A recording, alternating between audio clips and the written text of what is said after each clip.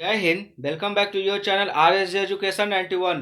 दोस्तों, आज हम लोग बायोलॉजी में एक बहुत ही इम्पोर्टेंट चैप्टर जिसका नाम रिप्रोडक्टिव सिस्टम है, प्रजनन तंत्र है, उसे हम लोग आज देखेंगे। यहाँ से अक्सर एग्जाम में क्वेश्चंस होते ही हैं और ना जानने की वजह से क्वेश्चंस छूट जाते हैं। तो चलिए आज हम लोग पूरी अच्छी तरीके से रिप्रोडक्टिव सिस्टम के बारे में समझते हैं कि आखिर प्रजनन तंत्र है क्या। तो अगर प्रजनन तंत्र की बात की जाए, अच्छा उससे पहले आपके लिए एक इन्फॉर्मेशन है, जो इन्फॉर्मेशन टेलीग्राम से संबंधित है। आपको जो यूट्यूब पे डेली एक टास्क दिया जाता है, यानी होमवर्क दिया जाता है कि लूसेंट कंप्लीट करने के लिए, तो उसी से संबंधित यहाँ पे कुछ बातें हैं। वो जो टास्क दिया जाता है, तो वो टास्क आप लोग अगर कंप्लीट कर लेते हैं तो उसका अगर आप लोग टेस्ट देना चाहते हैं कि उस चैप्टर से कैसे क्वेश्चंस पूछे जाते हैं, किस तरीके से क्वेश्चन पूछे गए हैं, तो वो सब चीज़ के लिए आप हमसे टेलीग्राम पे जुड़ सकते हैं। उसके लिए आपको क्या करना पड़ेगा, आपको 100 रुपीज़ का पेमेंट करना होगा, या आप किसी एक सेट में भाग लेना चाहते हैं तो आपको 10 रुपया पर सेट के हिसाब से देना होगा। आपको पेमेंट कहाँ करना है, तो आपको इस नंबर पे, दिए गए नंबर पे पेमेंट कर देना है और पेमेंट की रसीद इसी नंबर के व्हाट्सएप पे आपको शेयर कर देना है, ताकि मैं आपको जो पेड जो हमारा कोर्स चल रहा है उसमें मैं आपको इनरोल कर सकूं। इसके अलावा हमारा एजुकेशन मॉल के नाम से टेलीग्राम ग्रुप है, यहाँ भी आप ज्वाइन हो सकते हैं। ये फ्री ग्रुप है। ये 3:30 बजे यहाँ टेस्ट चलता है, जिसमें अभी हम लोग यहाँ हिस्ट्री को कवर कर रहे हैं।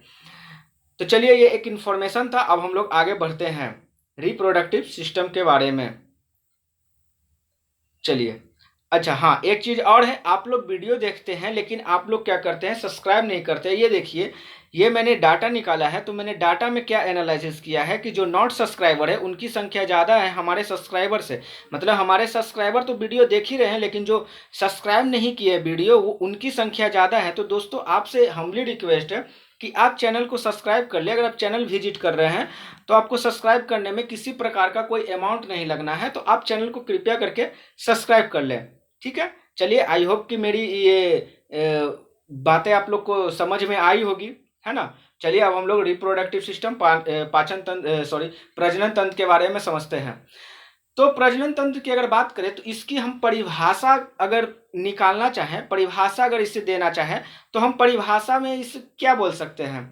तो परिभाषा मोटा मोटी ये हो सकता है कि पृथ्वी पर जो भी जीव जंतु हैं, जो भी सजीव है, वो अपनी ही संख्या में वृद्धि कर अपनी ही जाति को जो है कि आगे बढ़ाना चाहते हैं। अर्थात हम ये भी कह सकते हैं कि वो अपने ही जाति, अपनी ही जैसे जो है कि किसी को उत्पन्न उत्पन्न उत्पन्न करना चाहते हैं, उससे ही हम लोग रिप्रोडक्टिव सिस्टम कहते हैं। जैसे आप लोगों ने कभी देखा होगा कि भारत में क्या था कि कुछ समय पहले बाघों की संख्या में कमी आ रही थी, तो सरकार ने डिसीजन लिया कि इससे जो है कि क्या किया जाए कि इसकी संख्या को बढ़ाया जाए। तो उसकी संख्या कैसे बढ़ेगी, तो रिप्रोडक्टिव सिस्टम से ही, प्रजनन तंत्र से ही बढ़ेगी। उसमें प्रजनन कराया जाएगा, तभी तो उनकी संख्या में वृद्धि होगी। ताकि इससे क्या होगा, इससे ये होगा कि जो बाघों की संख्या है, टाइगर की संख्या है, वो बनी रहे, और जो हमारा जो फूड चेन चल रहा है वो सुचारू रूप से चल सके। क्योंकि फूड चेन का चलना भी हमारे एक वातावरण का क्या है कि एक भाग है ना। तो वो किस कारण होगा, तो प्रजनन तंत्र के ही कारण होगा। अब प्रजनन तंत्र की बात करते हैं, तो प्रजनन तंत्र जो है कि 2 प्रकार की होती है। मतलब 2 प्रकार के प्रजनन तंत्र होते हैं। पहला हमारा होता है एसेक्सुअल और दूसरा होता है सेक्सुअल। एसेक्सुअल का हो गया अलैंगिक और सेक्सुअल हो गया लैंगिक। तो अब प्रश्न ये आता है कि हम लोग में क्या होता है। जैसे हम लोग मानव जाति में, एनिमल में अगर बात करते हैं, तो एनिमल में कौन सा होता है, असेक्सुअल होता है या फिर सेक्सुअल होता है। तो आपको याद रखना है, हम लोग में क्या होता है, सेक्सुअल होता है। ठीक है, हम लोग में क्या होता है, सेक्सुअल होता है। एसेक्सुअल जो है कि अलैंगिक वैसे जनन होते हैं जिसमें कि ना नर और ना ही मादा की जरूरत होती है, ना उनके जो नर जायगोट होते हैं, ना उनकी जरूरत होती है, ना ही मादा जायगोट, फीमेल जायगोट की जरूरत होती है। ये क्या करते हैं, ये अपने आप जो एक मतलब एक जो शरीर होते हैं, वही शरीर जो है कि 2 टुकड़ों में डिवीजन करके क्या करते हैं, अपने नए शरीर की उत्पत्ति कर देते हैं। ठीक है, तो अलैंगिक में भी हम लोग 3 भागों में बांटते हैं। अलैंगिक को भी हम लोग 3 भागों में बांटते हैं। पहला हमारा फिजन है, विखंडन है, फिर है ब्रीडिंग मुकुलन है, और फिर वेजिटेटिव है, जिसे वेजिटेटिव को क्या कहते हैं, तो उसे हम लोग कहते हैं कायिक जनन। ठीक है, तो चलिए एक एक करके हम लोग इसे समझते हैं कि विखंडन फिजन क्या है। अक्सर यहाँ से क्वेश्चंस होते हैं। ठीक है, आप लोग जब सेट लगाएंगे तो आपको क्वेश्चन जब मिलेंगे तो आप कहेंगे कि हाँ क्वेश्चंस होते हैं, है ना। आप लोग ऐसा मत समझिए कि ये सब फालतू चीज है, ये पढ़ा नहीं जा सकता, इसे पढ़ना जरूरी है क्योंकि यहाँ से क्वेश्चंस होते हैं। चलिए विखंडन के बारे में बात करते हैं। तो विखंडन में क्या होते हैं कि एक ही शरीर होता है। जैसे मेरा ये, अगर मान लीजिए कि ये किसी चीज का शरीर है, तो ये शरीर क्या करता है कि अपने आप को 2 बराबर भागों में बांट देता है। तो यही 2 बराबर भाग के ये नए शरीर का निर्माण कर देता है। इसे ही हम लोग क्या कहते हैं, तो फिजन बोलते हैं, विखंडन बोलते हैं। इसमें अगर बात करें तो कौन सा विभाजन होता है, तो आपको याद रखना है अर्धसूत्री विभाजन होता है, मेयोसिस होता है। ठीक है, मेयोसिस के बारे में मैंने सेल में आपको बताया है कि मेयोसिस, मेयोटिस ये सब वगैरह क्या होते हैं, ये आपको पता है। सेकंड आते हैं हम लोग ब्रीडिंग में, मतलब मुकुलन में। मुकुलन में क्या होता है कि इसमें जो इस प्रकार के जनन शरीर में क्या होता है कि एक ब्रांच जो है कि निर्माण होता है। जैसे मान लीजिए कि ये एक शरीर है और इसी में एक नया ब्रांच यहाँ से निकल गया। इस नए ब्रांच को आप लोग याद रखिएगा, बर्ड कहते हैं। क्या कहते हैं, बर्ड कहते हैं। ये क्वेश्चन आपसे पूछता है कि जो मुकुलन के द्वारा नए निकले ब्रांच को क्या कहते हैं, तो बर्ड कहते हैं। ये आपको याद रखना है। और यही बर्ड जो है कि कुछ समय बाद, कुछ समय के अंतराल बाद ये टूट जाता है और यहाँ से टूट कर एक नए शरीर का निर्माण कर लेता है। उसे हम लोग क्या कहते हैं, तो ब्रीडिंग कहते हैं। ठीक है, नेक्स्ट आते हैं वेजिटेटिव में। हम लोग आते हैं कायिक जनन में आते हैं। ये कैसे जनन होते हैं, तो इसमें जो है कि जड़, तना, पत्ती ये सब सारी भाग लेते हैं। और ये आलू, प्याज, अक्सर आप लोग देखते हो कि आलू में क्या हो जाता है, जो आलू ऐसे अगर धसा धसा रहता है तो यहाँ से क्या होता है, एक मुकुलन क्या बोलते हैं कि ये एक गांठ के जैसा निकल जाता है ना। और यहीं से एक नए किस चीज की उत्पत्ति होती है, तो नए शरीर की उत्पत्ति हो जाती है। तो इसे हम लोग कायिक जनन कहते हैं। इसे मैं आपको फोटो के माध्यम से समझाने की कोशिश करूंगा, तब आपको ज्यादा अच्छे से समझ में आ जाएगा। ये देखिए यहाँ पे क्या है, ये कौन सा जनन हो रहा है, तो यहाँ फिजन हो रहा है, विखंडन हो रहा है। ये एक जीव है, ये एक मिनट, ये एक जीव है। ये जीव क्या कर रहा है, ये जीव क्या कर रहा है, 2 अलग अलग डॉटर सेल में विभक्त हो जा रहा है। तो यहाँ से नए शरीर का निर्माण हो रहा है। तो ये हमारा कैसा विभाजन हो गया, तो विखंडन हो गया, फिजन हो गया। अगर हम इस यहाँ पे बात करें, हम लोग किसकी बात करेंगे, हम लोग ब्रीडिंग मुकुलन की बात करेंगे। तो यहाँ देखिए ये ऐसे हाइड्रा वगैरह में होता है ना। ये हाइड्रा वगैरह में होता है और ये अमीबा का बहुत अच्छा एग्जाम्पल है। ये हाइड्रा ऐसा है। अब देखिए हाइड्रा से यहाँ पे क्या निकल रहा है, एक आपका वर्ड निकल रहा है। और यही वर्ड जो है कि आगे जाकर क्या हो रहा है, बड़ा हो रहा है। और ये कुछ समय बाद जो है कि ये अब इस शरीर से जो है कि त्याग कर देता है और एक नए शरीर का निर्माण कर देता है। तो इसे ही हम लोग क्या बोलते हैं, तो इसे हम लोग क्या बोलते हैं, तो इसे हम लोग मुकुलन बोलते हैं, ब्रीडिंग बोलते हैं। ठीक है, अब देखिए यहाँ पे लास्ट था हमारा कायिक जनन, जिसे हम लोग वेजिटेटिव बोलते हैं। ये इसमें क्या हो रहा है, ये देखिए अगर मैं ये आलू लेता हूँ, पोटैटो लेता हूँ, तो देखिए यहाँ से क्या हो रहा है, एक नए जड़ की उत्पत्ति हो रही है। और यही नया जड़ जो है कि आगे जाकर ये टूट जाएगा और फिर क्या हो जाएगा, एक मतलब हम कह सकते हैं कि इसी में जो है कि एक नए शरीर की उत्पत्ति हो जाती है। उसे ही हम लोग वेजिटेटिव जनन कहते हैं। सही है, यहाँ तक बात समझ में आ गया। मतलब हम लोग एसेक्सुअल को पूरी तरह से देख लिए हैं। अब हम लोग क्या देखेंगे, सेक्सुअल के बारे में देखेंगे। तो सेक्सुअल में हमारा क्या आता है, ठीक है, चलिए सेक्सुअल के बारे में देखते हैं। कहाँ गया सेक्सुअल। सेक्सुअल क्या होता है कि ये सेक्सुअल जनन जो है होते हैं, ये प्लांट और एनिमल दोनों में होते हैं। सही है, ये प्लांट और एनिमल दोनों में होते हैं। एग्जाम में आपसे क्वेश्चन पूछता है कि सेक्सुअल जनन किस में होता है, तो आपको याद रखना प्लांट और एनिमल दोनों में होता है। प्लांट के बारे में हम लोग अभी यहाँ पे नहीं किसी चीज़ की चर्चा करें, क्योंकि जब हम लोग बॉटनी पढ़ेंगे तो वहाँ पे मैं आपको प्लांट के बारे में पूरी अच्छी तरह से समझाऊंगा। लेकिन अभी हम लोग क्या पढ़ रहे हैं, जूलॉजी पढ़ रहे हैं। और जूलॉजी के मुताबिक हम लोग को एनिमल के बारे में पढ़ना है। और एनिमल में भी हम लोग किसके बारे में पढ़ेंगे, तो ह्यूमन रिप्रोडक्टिव सिस्टम के बारे में पढ़ेंगे, मानव जनन तंत्र के बारे में पढ़ेंगे। क्योंकि अक्सर एग्जाम में क्या कहते हैं कि मानव से ही संबंधित क्वेश्चंस होते हैं। तो चलिए हम लोग मानव जनन तंत्र पढ़ते हैं। तो मानव जनन तंत्र में क्या होता है कि जो जनन अंग है रिप्रोडक्टिव ऑर्गन है, इसकी अगर हम लोग क्रियाशीलता की बात करें कि ये कब डेवलप होना शुरू हो जाता है, तो आपको ये याद रखना है कि जो फीमेल होती है उसमें 12 से 13 वर्ष की आयु में ये क्या होता है कि इसकी कार्यशीलता जो है कि बढ़ने लगती है, मतलब वहाँ वो ऑर्गन जो है कि विकसित होने लगते हैं। और अगर नर में क्या बोलते हैं, नर यानी मेल में बात की जाए तो ये इसका एज जो है कि 15 से 18 वर्ष की आयु में उनकी उनकी क्रियाशीलता जो है कि बढ़ते रहती है। ठीक है, प्रजनन तंत्र में प्रजनन जो अंग है उसमें भी कुछ हार्मोन सिक्रेशन होते हैं। ठीक है, जो कि अनेक प्रकार की हमारे शरीर में परिवर्तन लाते हैं। ठीक है, जैसे जैसे आप लोग दाढ़ी मूंछ का उगना वगैरह वगैरह ये सब देखते होंगे। ठीक है, तो ये इसमें क्या होता है, अब आवाज में बदलाव वगैरह ये सब क्या होता है, जब हमारा जनन अंग जो है कि उत्पन्न होने लगता है और उससे उसकी उत्पत्ति से जो हार्मोन सिक्रेशन होते हैं, तो वहां से क्या होता है कि ये सब सारी चीजें परिवर्तन होने लगती है हमारे शरीर में। ठीक है, अब हम लोग नर जनन तंत्र के बारे में पढ़ लेते हैं कि मेल में जो है कि लैंगिक अंग कौन कौन से हैं। ठीक है, तो चलिए मेल के बारे में पढ़ते हैं, उसके बाद हम लोग फीमेल के बारे में पढ़ेंगे। चलिए बढ़ते हैं आगे। यहाँ पे मेल में क्या होता है, मेल में इनका जो मुख्य जनन अंग होता है, मुख्य रिप्रोडक्टिव ऑर्गन होता है, उससे आप लोग याद रखेंगे टेस्टिज होता है। ठीक है, टेस्टिज को हम लोग वृषण बोलते हैं। क्या बोलते हैं, तो वृषण बोलते हैं। ठीक है, लेकिन आप लोग टेस्टिज ही याद रखिएगा, क्योंकि एग्जाम में आपसे क्वेश्चंस ये वृषण नहीं देता है, ये देता है टेस्टिज। ठीक है, तो ये आप लोग याद रखिएगा। टेस्टिज की कितनी संख्या होती है, तो टेस्टिज की संख्या 2 होती है। ठीक है, कितनी संख्या होती है, 2 होती है। ये जो है कि मतलब टेस्टिज के बाद आता है एपिडर्मिस। एपिडर्मिस क्या करता है, ये जो टेस्टिज होता है इसको जो है कि प्रोटेक्शन प्रदान करता है, सुरक्षा प्रदान करता है। ठीक है, उसके बाद आता है वैज डिफरेंस। वैज डिफरेंस क्या करता है, ये एक नस होती है जो कि किससे जुड़ी होती है, तो किडनी से जुड़ी होती है। ठीक है, और किडनी से जुड़ के टेस्टिस से जुड़ी होती है, और यहीं से जो है कि क्या आता है आपका जो यूरिन होता है, यहीं मतलब आपका कहाँ से, तो किडनी से जो यूरिन आता है, तो यही वैज डिफरेंस से ही आता है। ठीक है, यही वैज डिफरेंस को अगर ब्लॉक कर दिया जाता है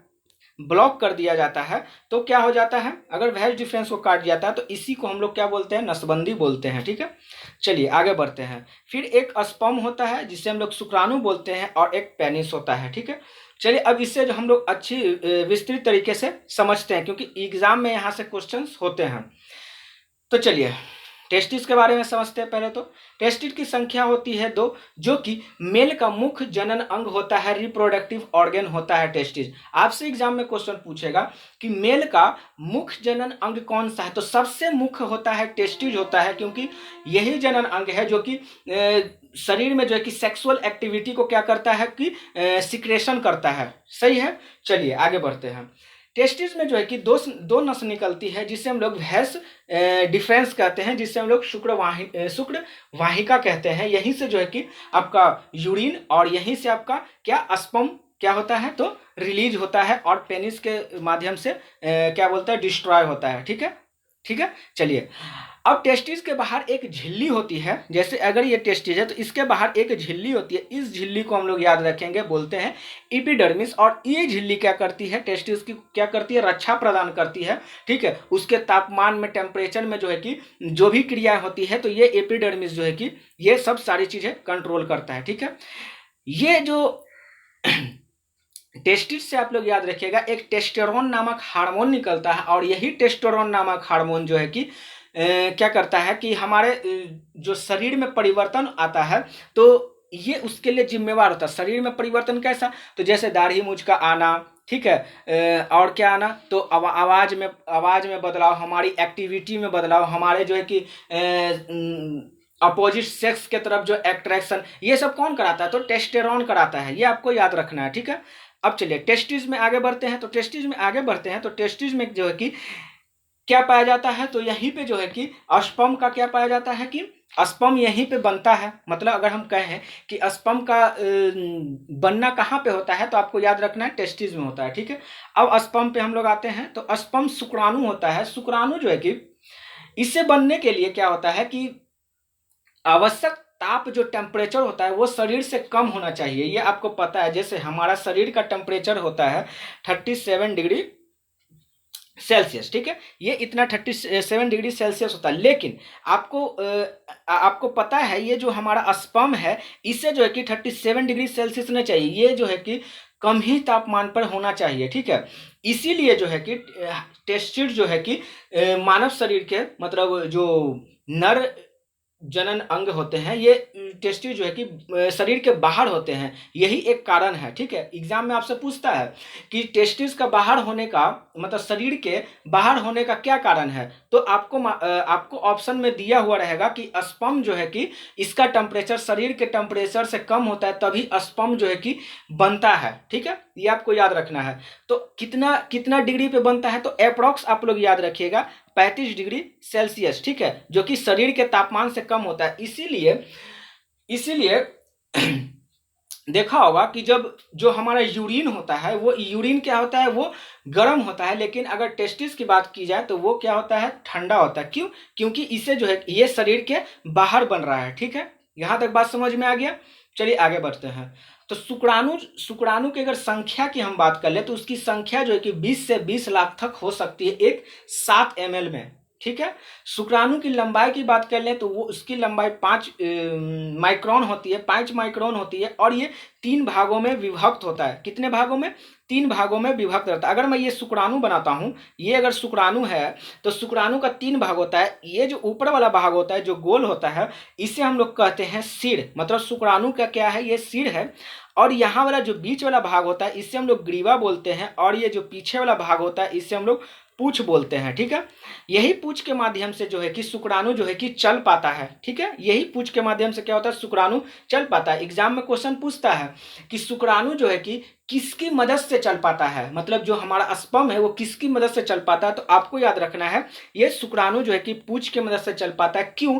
क्योंकि पूछ में क्या पाया जाता है, तो माइटोकॉन्ड्रिया पाया जाता है। अर्थात हम कह सकते हैं कि शुक्राणु में क्या पाया जाता है, माइटोकॉन्ड्रिया पाया जाता है। लेकिन ओवम में जो कि किसी प्रकार का माइटोकॉन्ड्रिया नहीं पाया जाता है, इसीलिए वो क्या करती है, तो फेविनियल ट्यूब जो होता है उसके बाहर ही मतलब अपना बैठी रहती है और शुक्राणु का इंतजार करती है फर्टिलाइजेशन होने के लिए। समझ में आ रही है बात? चलिए आगे बढ़ते हैं। शुक्राणु के जीवन काल की बात की जाए तो जीवन काल उसका 30 दिन का होता है, ठीक है, 30 दिन का होता है। लेकिन अगर वो जब ओवम्स में रिलीज हो जाती है तो उसका जीवन काल 72 घंटे का होता है। एग्जामिनर आपसे यहां से भी क्वेश्चन पूछता है कि मादा ओवम में जो है कि स्पर्म का जीवन काल कितने दिन का होता कितने घंटे का होता है या फिर कितने समय का होता है, तो आपको याद रखना है कितना, 72 घंटे।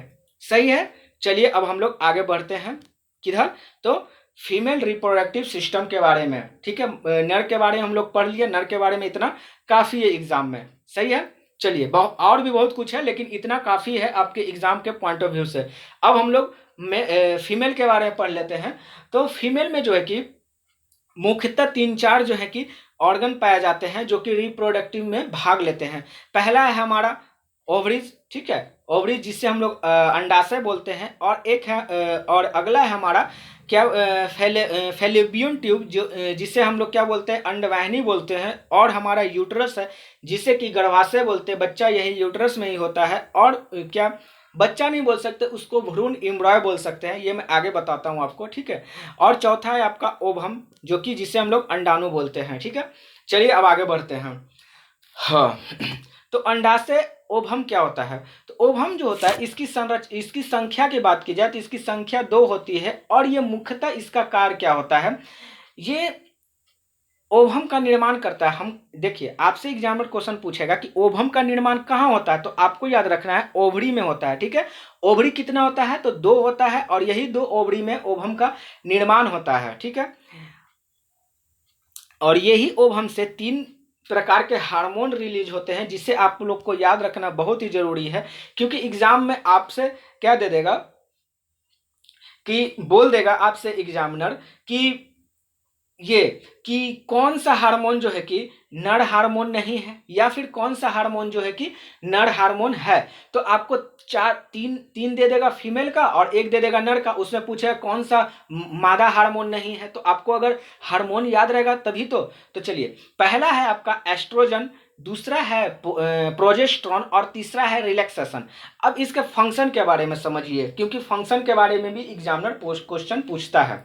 तो जो एस्ट्रोजन है वो क्या करता है, जो मेंस्ट्रुएशन साइकिल होता है उससे नियंत्रित करता है। ठीक है, एस्ट्रोजन का क्या काम है, मेंस्ट्रुएशन साइकिल को नियंत्रित करना। और प्रोजेस्टेरॉन की बात की जाए, जो प्रोजेस्टेरॉन हार्मोन जो रिलीज होता है, तो उसका काम क्या है, उसका काम है गर्भधारण में मदद करना। मतलब जो क्या कह सकते हैं कि जब बच्चा को कंसीव करने की शक्ति किसके पास होती है, तो प्रोजेस्टेरॉन के पास होती है। अर्थात ये जो है कि भ्रूण को क्या करता है कि प्रोटेक्ट कर भी करता है। ठीक है, और रिलैक्सेशन का क्या काम होता है, तो ये डिलीवरी के समय जो है कि इसमें सहायता होती है। डिलीवरी के समय ये क्या करता है कि जो हमारा यूट्रस है उसकी उसका जो है कि जैसे अगर मान लीजिए कि ये यूट्रस है, तो इसके मुंह को क्या करता है, फैला देता है, ताकि बच्चा जो है कि आराम से जो है कि क्या कर सके, तो बाहर आ सके। ठीक है, ये होता है किसका, रिलैक्सेशन का काम, और ये प्रेगनेंसी के समय ही रिलीज होता है। ठीक है, यहाँ तक ओवरी के बारे में समझ गए। अब हम लोग समझ लेते हैं फेलोपियन ट्यूब के बारे में। फेलोपियन ट्यूब क्या होता है।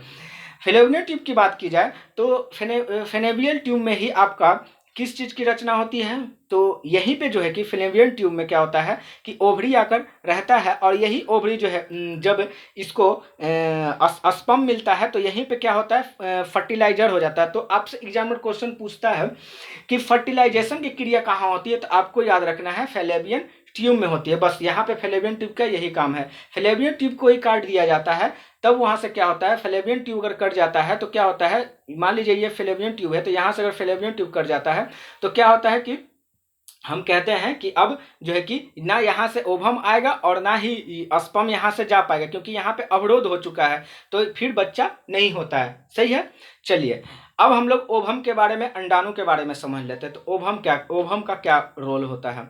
ओवम जो है कि इसकी रचना ओवरी में होती है, ये मैंने आपको पहले ही बताया। ये इसकी आकृति की अगर बात करें तो इसकी आकृति गोल होती है। ठीक है, और ये शुक्राणु से भी बड़ा होता है। जो हमारा स्पर्म होता है उससे बड़ा होता है ओवम। ठीक है, इसमें 23 जोड़ी जो है कि क्रोमोसोम पाई जाती है। जैसे हमारे स्पर्म में भी 23 जोड़ी क्या पाए जाते हैं, तो क्रोमोसोम पाए जाते हैं। ठीक है, इसके बाहर के भाग को हम लोग क्या कहते हैं, कोरोना रेडिएटा कहते हैं। क्या कहते हैं, कोरोना रेडियोटा। ठीक है, कोरोना रेडियोटा कहते हैं। और इसके अंदर वाले भाग को हम लोग क्या कहते हैं, तो जोना प्लेसोडा। जोना प्लेसोडा, इसके अंदर वाले भाग को। ठीक है, यहां तक बात समझ में आ गया। चलिए अब आगे बढ़ते हैं। अब कैसे जो है कि बच्चे का निर्माण होता है, ये थोड़ा सा हम लोग समझ लेते हैं। ठीक है, चलिए ये देखिए, यहाँ पे अगर मैं ये फेनेवियल ट्यूब बनाने की कोशिश करूं, तो चलिए यहाँ पे आपका होता है यूट्रस। ठीक है, और यहाँ पे ये फेनेवियल ट्यूब है, यहाँ पे अंडाणु होता है। ठीक है, मतलब हम यहाँ पे ओवरी होता है, और ओवरी में क्या होता है, अंडाणु होता है। ठीक है, और ये हो गया आपका यूट्रस, और ये हो गया आपका वेजाना। ठीक है, यहाँ पे क्या होता है, जब भेजाना के माध्यम से स्पर्म रिलीज होता है, तो स्पर्म जो है कि चारों तरफ, तीनों तरफ जो है कि घूमता है। क्योंकि आपको पता है कि ये जो हमारा ओवरी है, तो ओवरी जो है कि यहाँ पे आके बैठा रहता है। ठीक है, ओवरी जो है कि यहाँ पे आके क्या रहता है, एकदम यहाँ पे खड़ा रहता है। ठीक है, ओवम किसके इंतजार में, तो स्पर्म के इंतजार में।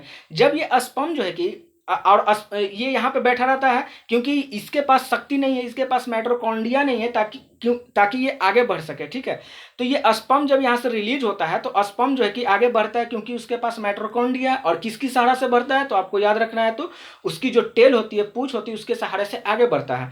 तो ये स्पर्म जो है कि जाकर ओवरी से जाकर क्या होता है कि मिल जाता है, और यहीं पे फर्टिलाइजेशन की क्रिया हो जाती है। तो आपने देखा यहाँ पे जो फेलोपियन ट्यूब है, यहीं पे क्या होता है, फर्टिलाइजेशन हो जाता है। तो आपसे यही क्वेश्चन पूछता है कि जो फर्टिलाइजेशन की क्रिया होती है कहाँ होती है, तो ओवम में होती है। ठीक है, यहाँ तक बात समझ में आ गया। अब देखिए आगे हम लोग समझ लेते हैं कि जुड़वा बच्चे कैसे होते हैं। तो देखिए जुड़वा बच्चे कैसे होते हैं, जब एक ओवम और एक स्पर्म मिलते हैं, तब तो ये नॉर्मल केस है। ठीक है, लेकिन जब 2 स्पर्म हो जाते हैं, 1 मिनट, चलिए, जब दो स्पर्म हो जाते हैं और एक ओवरी से जाकर दोनों मिल जाते हैं तो यहाँ पे जुड़वा बच्चे होंगे, लेकिन आपको ये याद रखना है यहाँ पे जुड़वा बच्चे होंगे लेकिन उसमें जो है कि किसी प्रकार की सेम एक्टिविटी नहीं होगी, इनफैक्ट उनका फेस भी जो है कि नहीं मैच करेगा, ये आपको याद रखना है, ठीक है। और एक तीसरा कंडीशन आता है, जब एक स्पर्म जो है कि दो ओवम से जाकर मिल जाता है तो इसमें क्या होता है कि इसमें भी जुड़वा बच्चे की संभावना होती है, और इसमें क्या होता है कि आपका फेस भी मिलता है और क्या मिलता है तो आपका जो एक्टिविटी होता है, देखते हैं ना, जैसे एक जुड़वा पिक्चर है तो उसमें क्या होता है, उससे चोट लगता है तो इससे भी चोट लगता है, तो सेम कंडीशन इसमें होता है। तो कब होता है, आपसे क्वेश्चन पूछता है कि जब एक स्पर्म जो है कि दो ओवरी से जाकर अट्रैक्ट होता है तब जो है कि जुड़वा बच्चे होते हैं, और इस बच्चे में फेस भी मिलते हैं और उनकी एक्टिविटी भी मिलती है। समझ में आ गया। चलिए आगे समझते हैं हम लोग कि जायगोट युग्मक क्या होता है। तो जायगोट जो है कि दो प्रकार के होते हैं, एक होता है हमारा मेल जायगोट, मेल गैमेट, और एक होता है फीमेल गैमेट। ये क्या होता है ये समझ लेते हैं, ठीक है। मेल गैमेट और फीमेल गैमेट क्या होता है, मेल स्पर्म गैमेट होता है और फीमेल ओवरी गैमेट होता है, और ये यही दोनों जब मिलते हैं तो क्या बनता है, जायगोट बनता है, और जायगोट जब विस्तृत होता है तो एम्ब्रॉय बनता है, ठीक है। ये मैं आपको समझाता हूँ। जैसे मान लीजिए ये मेल हाँ मेल जायगोट स्पर्म है और एक है हमारा फीमेल गैमेट ओवरी, ओवरी नहीं भाई, ओवम। चलिए यहाँ पे ओवम हो गया। ये जब दोनों मिलते हैं तो किस चीज का निर्माण होता है, तो जायगोट का निर्माण होता है। किस चीज का निर्माण होता है, जायगोट का निर्माण होता है। और यही जायगोट फिर आगे चलकर किस चीज का निर्माण करता है, तो एम्ब्रॉय का निर्माण करता है। और यही एम्ब्रॉय जो है जब विकसित हो जाता है, 9 मंथ हो जाते हैं, तो फिर क्या बन जाता है, बेबी बन जाता है, ठीक है। चलिए अब यहाँ पे समझिए, देखिए यहाँ पे एग्जामिनर आपसे कैसे फंसाएगा, आपसे कहेगा कि मेल जायगोट और फीमेल जायगोट जब मिलते हैं तो किस चीज का निर्माण होता है, तो आपको याद रखना है जायगोट का निर्माण होता है, ठीक है। उससे हम लोग क्या बोलते हैं, जायगोट। अब एग्जामिनर यहाँ पे भी आपसे क्वेश्चन में खेलेगा, कहेगा कि जो जायगोट होते हैं इसका निर्माण कहाँ होता है, तो भैया मैंने आपको बता दिया कि जब मेल स्पर्म और फीमेल ओवरी कहाँ मिलते हैं, फेनेबियल ट्यूब में मिलते हैं। तो जाहिर सी बात है जब ये दोनों मिल रहे हैं तो जायगोट बन रहे हैं, तो यानी कि जायगोट का भी निर्माण कहाँ हो रहा है, तो फेनेबियल ट्यूब में हो रहा है, सही है। अब ये फेनेबियल ट्यूब जायगोट का निर्माण हो गया है, मतलब जायगोट यहाँ पे युग्मनज इसको बोलते हैं, हिंदी में इसको क्या बोलते हैं, युग्मनज बोलते हैं, ठीक है। फिर उसके बाद जो है कि एम्ब्रॉय, एम्ब्रॉय क्या होता है, इसे हम लोग भ्रूण बोलते हैं। और ये एम्ब्रॉय जो है कि ये जब जायगोट बन जाता है तो उसके बाद एम्ब्रॉय बनता है, भ्रूण बनता है। और भ्रूण का विकास कहाँ होता है, तो आपको याद रखना है यूट्रस गर्भाशय में होता है, सही है।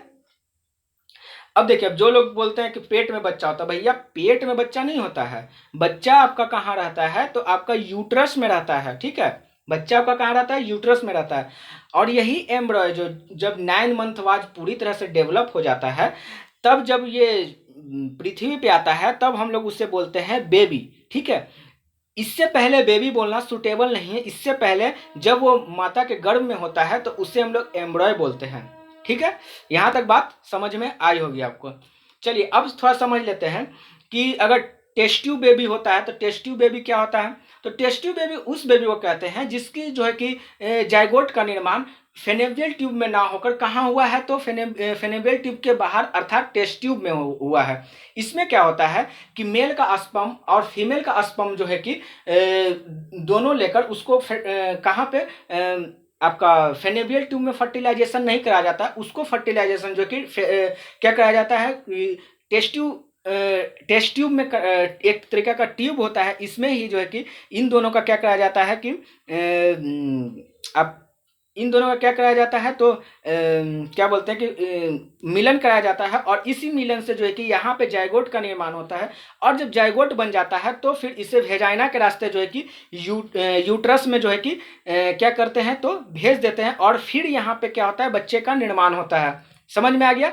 तो देखिए अब यहाँ पे क्वेश्चन कैसे पूछते हैं, क्वेश्चन पूछेगा आपसे कि ऐसी कौन सी स्थिति है जिसमें जायगोट का निर्माण फेनेबियल ट्यूब में नहीं होता है? तो आपको ऑप्शन में दिया रहेगा टेस्ट ट्यूब, तो आपको टेस्ट ट्यूब में आंसर मारना है। ठीक है, चलिए आगे बढ़ते हैं। अगर एम्ब्रॉय की बात की जाए तो एम्ब्रॉय में जो है कि सबसे पहले हट बनता है। ठीक है, और एम्ब्रॉय को भोजन कौन सा प्रदान करता है? तो आपको याद रखना है एक प्लेसेंटा होता है जिसके माध्यम से माता का जो होता है कि ऑर्गन और जो एम्ब्रॉय होता है इसका कनेक्शन होता है, और यही कनेक्शन को हम लोग प्लेसेंटा कहते हैं, और यही प्लेसेंटा के माध्यम से इसको भोजन वगैरह जो है कि एम्ब्रॉय को प्राप्त होता है। ठीक है, अच्छा, और यूट्रस में एक प्रकार की झिल्ली पाई जाती है जिससे हम लोग क्या कहते हैं कि इमियोटिक सैक कहते हैं। यही इमियोटिक सैक जो यूट्रस है हमारा, तो ये यूट्रस के ऊपर जो है कि इमियोटिक सैक पाया जाता है, और इसी इम्यूनिटिक सैक में क्या करते हैं कि जो डॉक्टर होते हैं अल्ट्रासाउंड के माध्यम से ये पता लगाते हैं कि बच्चा क्या है, गर्ल्स है या फिर बॉयज है। सही है, चलिए यहाँ तक हम लोगों ने रिप्रोडक्टिव सिस्टम के बारे में पढ़ लिया, और यहाँ पे हमारा रिप्रोडक्टिव सिस्टम के समापन होता है। ठीक है, बात बताने के लिए और भी है, लेकिन आपके एग्जाम के पॉइंट ऑफ व्यू से इतना काफ़ी है। ठीक है, चलिए आई होप कि आपको ये वीडियो अच्छा लगा है। अच्छा लगा है तो आपका काम क्या है, लाइक कर देना, और वीडियो को क्या कर देना है, शेयर कर देना है, और चैनल को क्या करना है, सब्सक्राइब कर देना है। ठीक है, तो चलिए मिलते हैं लोग नेक्स्ट वीडियो में। तब तक अपना ख्याल रखें, अपने परिवार का ख्याल रखें। धन्यवाद, जय हिंद।